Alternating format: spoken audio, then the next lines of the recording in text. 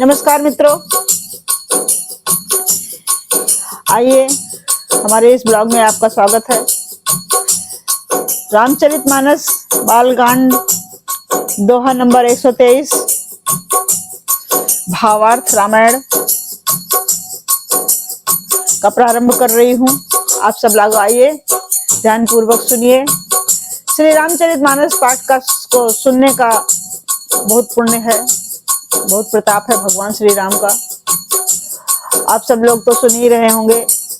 22 जनवरी को श्री राम लगा अपने प्राण प्रतिष्ठित होकर अपने सिंहासन पर विराजमान होने वाले हैं। तो बड़े हर्ष का विषय है हम सब लोगों के लिए। बहुत दिनों से हम लोग प्रतीक्षा में थे, सारे देशवासी प्रतीक्षा में थे कि कब रामलला का टेंट का रहना खत्म होगा और अपने राज सिंहासन पर आकर के विराजेंगे। तो 22 जनवरी को यह इंतजार खत्म होने वाला है।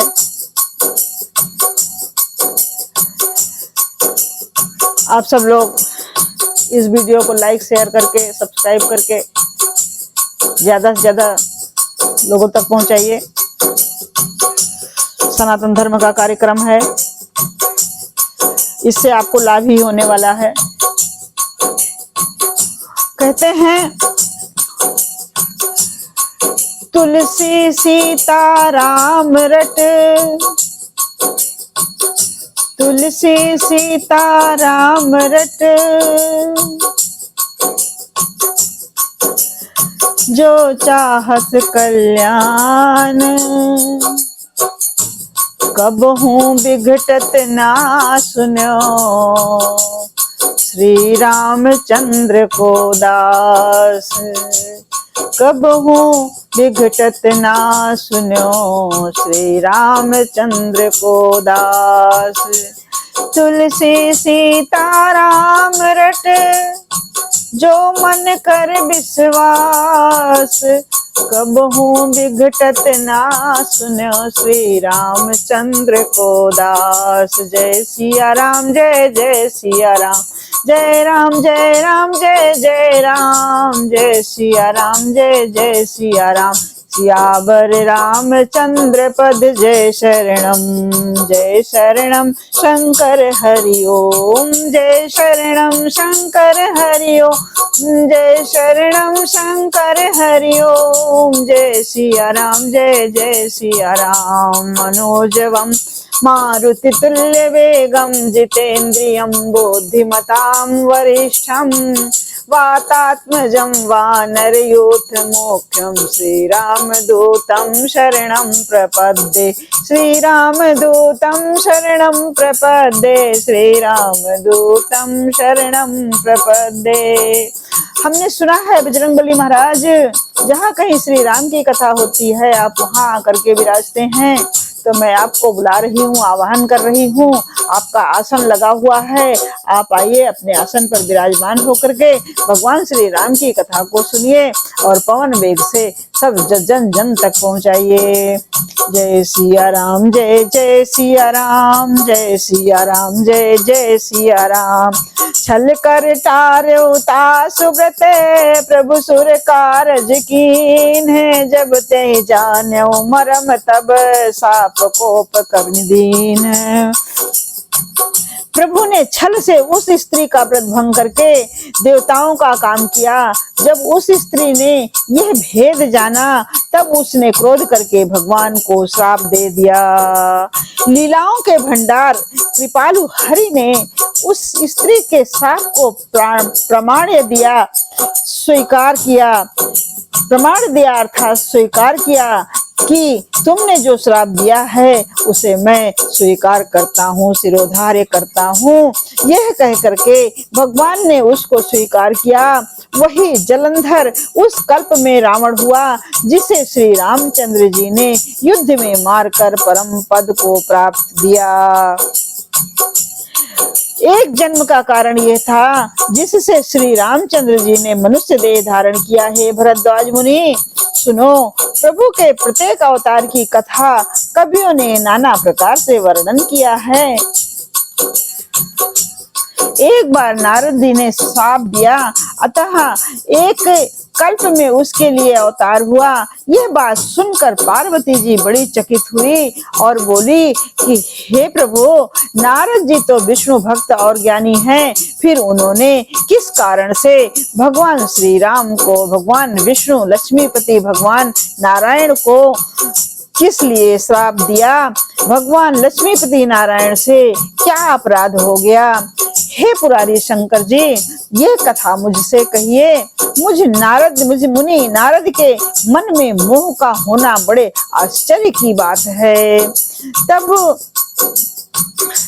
शिव जी हंसते हुए बोलते हैं, पार्वती जी सुनो, ना कोई ज्ञानी है ना कोई मूर्ख है। श्री रघुनाथ जी जब जिसको जैसा करते हैं वो उसी क्षण वैसा ही हो जाता है, वो उसी क्षण वैसा ही हो जाता है। याज्ञवल्क्य जी कहते हैं, हे भरद्वाज, मैं श्री रामचंद्र जी के गुणों की कथा कहता हूँ, तुम आदर से सुनो।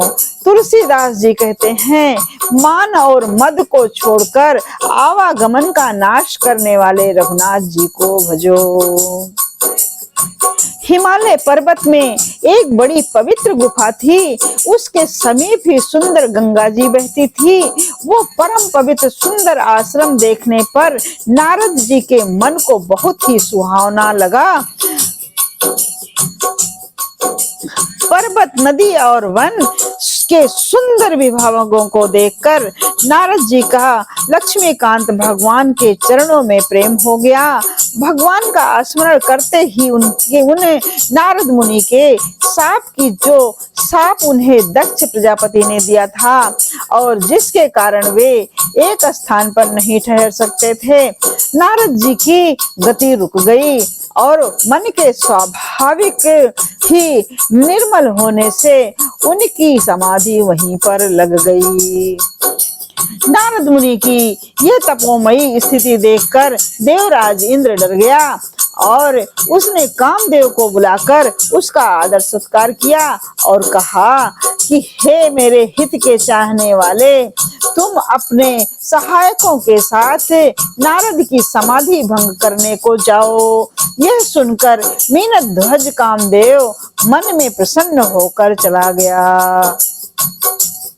इंद्र के मन में यह डर हुआ कि देवर्षि नारद मेरी पूरी अमरावती का निवास राज्य करना चाहते हैं। जगत में जो कामी और लोभी होते हैं वे कुटिल कौवे की तरह ही सब तरह से डरते हैं। जैसे मूर्ख कुत्ता सिंह को देखकर सूखी हड्डी लेकर भागे और वो मूर्ख ये समझे कि कहीं इस हड्डी को सिंह ना छीन ले, वैसे ही इंद्र को नारद जी मेरा राज्य छीन लेंगे ऐसा सोचते हुए लाज नहीं आई। जब कामदेव उस आश्रम में गया तब उसने अपनी माया से वहां वसंत ऋतु को उत्पन्न किया। तरह तरह के वृक्षों पर रंग बिरंगे फूल खिल गए, उन पर कोयलें कूकने लगी और भौरे गुंजार करने लगे। कामाग्नि को भड़काने वाली 3 प्रकार की शीतल मंद और सुगंध सुहावनी हवा चलने लगी। रंभा आदि नव युवती देवांगनाएं सब की सब काम कला में निपुण थी। वे बहुत प्रकार की तानों की तरंग के साथ गाने लगी और हाथ में गेंद लेकर नाना प्रकार के खेल खेलने लगी। कामदेव अपने इन सहायकों को देखकर बहुत प्रसन्न हुआ और फिर उसने नाना प्रकार के माया जाल किए। जय सिया राम, जय जय सिया राम, जय राम जय राम, जय जय राम। परंतु कामदेव की कोई भी कला मुनि पर असर ना कर सकी। तब तो पापी कामदेव अपने ही नाश के भय से डर गया। लक्ष्मीपति भगवान जिसके बड़े रक्षक हों, भला उसकी सीमा मर्यादा को कौन दबा सकता है। तब अपने सहायकों सहित कामदेव ने बहुत डर कर और अपने मन में हार कर बहुत ही आर्त दीन वचन कहते हुए मुनि के चरणों को जा पकड़ा। नारद जी के मन में कुछ भी क्रोध ना हुआ। उन्होंने प्रिय वचन कहकर कामदेव का समाधान किया। तब मुनि के चरणों में सिर रमाकर और उनकी आज्ञा पाकर कामदेव अपने सहायकों सहित लौट गया। देवराज इंद्र की सभा में जाकर उसने मुनि की सुशीलता का और अपनी करतूत का सब हाल कहा, जिसे सुनकर सबके मन में आश्चर्य हुआ और उन्होंने मुनि की बड़ाई करके श्री हरि को सिर नवाया।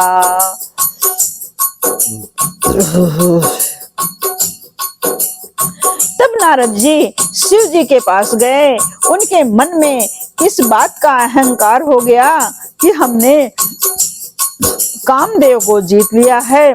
उन्होंने कामदेव के चरित्र शिव जी को सुनाए और महादेव जी ने उन नारद जी को अत्यंत प्रिय जानकर इस प्रकार शिक्षा दी। बार बार बिनवऊं मुनि तो ही जिम यह कथा सुनायो मोही। बार बार बिनवऊं मुनि तो ही जिम यह कथा सुनायो मोही। तिम जन हरि सुनावहु कबहु चलो प्रसंग दुरायहु तबहु। हे मुनि, मैं तुमसे बार बार विनती करता हूँ कि जिस तरह यह कथा तुमने मुझे सुनाई है उस तरह भगवान श्री हरि को कभी मत सुनाना। चर्चा भी चले तब भी इसको छिपा लेना। यद्यपि शिव जी ने यह हित की शिक्षा दी पर नारद जी को वो अच्छी ना लगी। हे भरद्वाज, अब कौतुक सुनो, तमाशा सुनो। हरि की इच्छा बड़ी बलवान है। श्री रामचंद्र जी जो करना चाहते हैं वही होता है। हरि इच्छा भाभी बलवाना उमा मरम यह काहू न जाना। तब श्री रामचंद्र जी जो करना चाहते हैं वही होता है। ऐसा कोई नहीं कोई जो उसके विरुद्ध कर सके। श्री शिव जी के वचन नारद जी के मन को अच्छे नहीं लगे, तभी वे वहां से ब्रह्मलोक को चल दिए। एक बार गान विद्या में निपुण मुनिनाथ नारद जी हाथ में सुंदर वीणा लिए हुए हरि गुण गाते हुए क्षीर सागर को गए, जहाँ वेदों के मस्तक स्वरूप मूर्तिमान वेदांत तत्व श्री लक्ष्मी नारायण भगवान निवास कर रहे थे, करते हैं। राम रमा निवास भगवान उठकर बड़े आनंद से उनसे मिले और ऋषि नारद जी के आसन के साथ आसन पर बैठ गए। चराचर के स्वामी भगवान हंसकर बोले, हे मुनि, आज आपने बहुत दिनों पर दया की। यद्यपि शिव जी ने उन्हें पहले से ही बरज रखा था, अर्थात रोक रखा था, तो भी नारद जी ने कामदेव का यह सारा चरित्र भगवान को कह सुनाया। श्री रघुनाथ जी की माया बड़ी ही प्रबल है। जगत में ऐसा कौन जन्मा है जिसे वो मोहित ना कर दे। भगवान रूखा मुंह करके कोमल वचन बोले, हे मुनिराज, आपका स्मरण करने से दूसरों के मोह, काम, मद और अभिमान मिट जाते हैं। फिर आपके लिए तो कहना ही क्या है। हे मुनि सुनिए, मोह तो उसके मन में होता है जिसके हृदय में ज्ञान वैराग्य नहीं है। आप तो ब्रह्मचर्य व्रत में तत्पर और बड़े धीर बुद्धि हैं, भला कहीं आपको भी कामदेव सता सकता है। नारद इस बात को सुनकर के परमेश्वर के श्री नारायण के इस बात को सुनकर के नारद जी को अभिमान हो आया और नारद जी अब बड़े अभिमान के साथ कहा, हे भगवान, यह सब आपकी कृपा है, करुणा निधान। भगवान ने मन में विचार कर देखा कि इनके मन में गर्व के भारी वृक्ष का अंकुर पैदा हो गया है। नारद कहेऊ सहित अभिमाना, कृपा तुम्हारे सकल भगवाना। करुणा निधि मन देख विचारी, उर अंकुर गर्भ तन भारी। करुणा निधि मन देख बिचारी, उर अंकुरो गर्भ तरु भारी। भगवान ने देखा कि नारद के मन में बहुत बड़ा गर्व का, अभिमान का एक वृक्ष उत्पन्न हो गया है, जिसका हमें नाश करना अत्यंत आवश्यक है। मैं उसे तुरंत ही उस वृक्ष को उखाड़कर, गर्व रूपी, अभिमान रूपी वृक्ष को उखाड़कर फेंक दूंगा, क्योंकि सेवकों के हित का हित करना ही हमारा कर्तव्य है और प्रण है। मैं अवश्य ही वह उपाय करूंगा जिससे मुनि का कल्याण और मेरा खेल हो। तब नारद जी भगवान के श्री चरणों में सिर नवाकर चले। उनके हृदय में अभिमान और भी बढ़ गया। तब लक्ष्मीपति भगवान ने अपनी माया को प्रेरित किया और उसकी कठिन करनी सुनो। जय सिया राम, जय जय सिया राम, जय सिया राम, जय जय सिया राम, जय राम जय राम, जय जय राम, जय सिया राम, जय जय सिया राम, जय सिया राम।